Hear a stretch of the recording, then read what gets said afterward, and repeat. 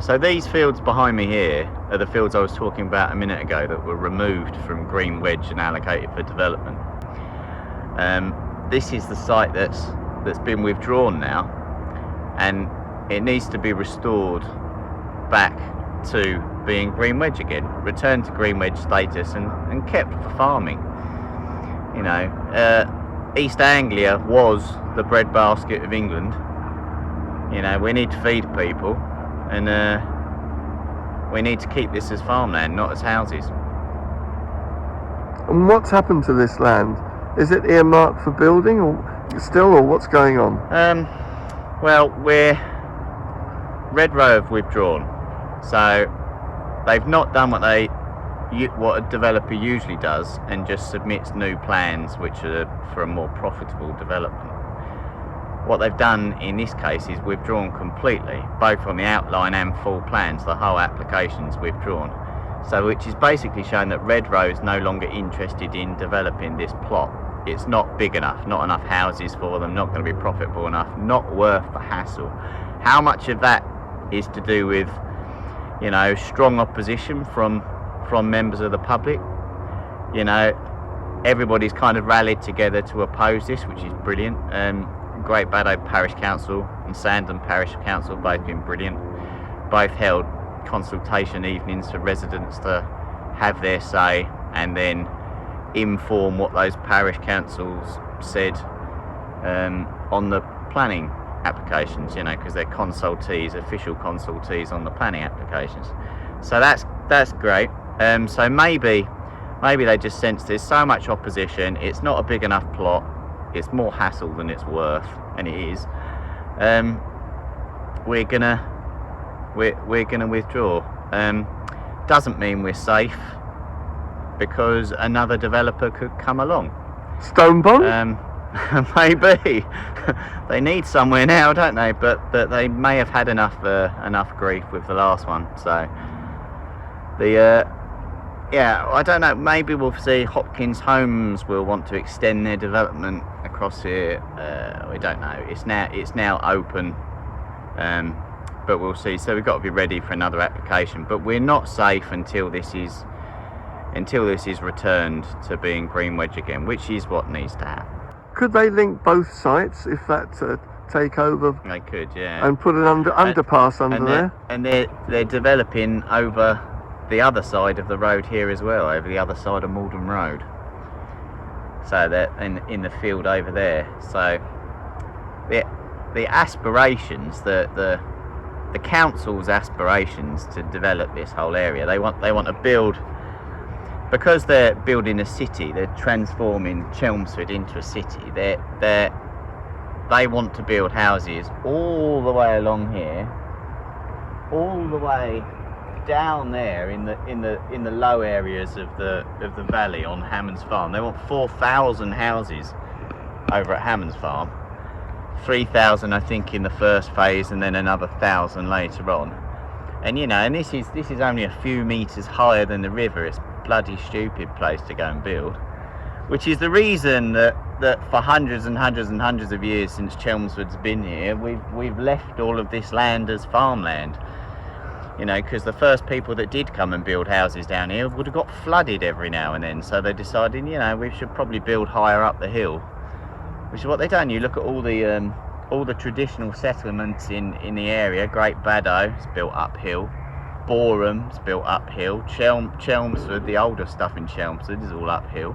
Baddow has flooded though. There are ancient reports, isn't there? Yeah, 1958. I think it might have been 58. So there's a brook comes down by Tabors Avenue in Great Baddow, and it's so that corner of the village, as we call it there, that can flood anywhere with a brook, anywhere with the river system. The whole system can flood, and so where there's Sandon Brook comes down over the other side of the A12 there, or the dam as I call it.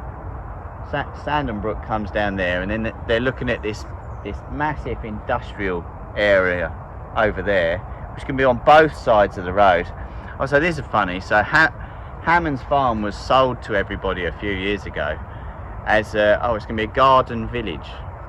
the Hammond's Garden Village with the racket of the A12 in the background. But it's funny how quickly that changes. So what was going to be a garden village in the middle of nowhere kind of thing, suddenly has got a massive industrial estate either side of the road immediately next to it. Right, and it's going to be locked up with lorries and congestion, and it's just stupid. But basically, the council doesn't know how to say no to central government. It's central government. You know, they're like, we've got to build 300,000 houses a year. That's what the Tories used to say. Now, Labour says exactly the same thing. It's just multiply it by 5 and it's over 5 years. So whoever you elect, red or blue, it's the same thing all the time.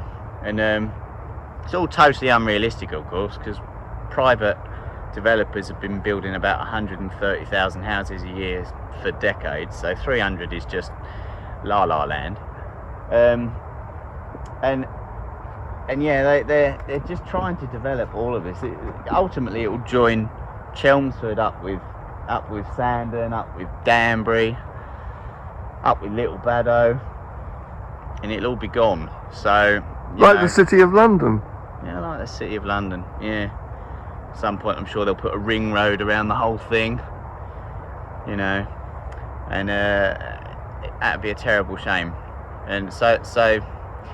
We need to learn how to resist this. Unfortunately, this is all going to get worse because this horribly undemocratic transformation that's being done to our council system across the country. So, you know, at the minute we have all these different councils, so different competencies at different level. And the idea here doesn't always work like this, but the idea is that power should sit at the level that makes most sense, right?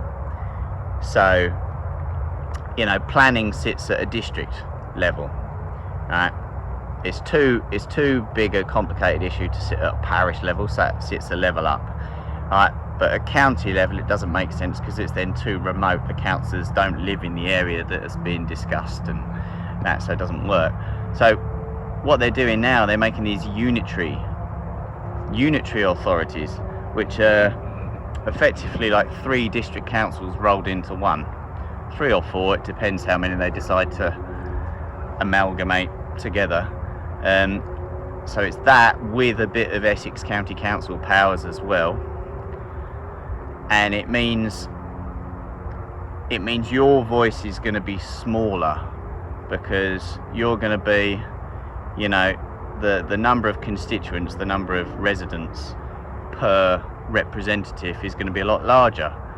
So you're going to be smaller, quieter, less able to get heard, and things like planning is a thing that's just not going to work. It barely works as it is now. You know, so a tiny fraction of the total number of planning applications that are submitted to Chelmsford City Council actually go to committee to actually allow the public to come along and have their say, and to encourage councillors to democratically back them up, which is what happened on Stonebond the other day, or a few weeks back rather. But it's like, so the planners had recommended it for approval, ignoring everything that we'd said. All the people who live around here say, no, it's a stupid place to build, it floods all the time. They ignored all of that.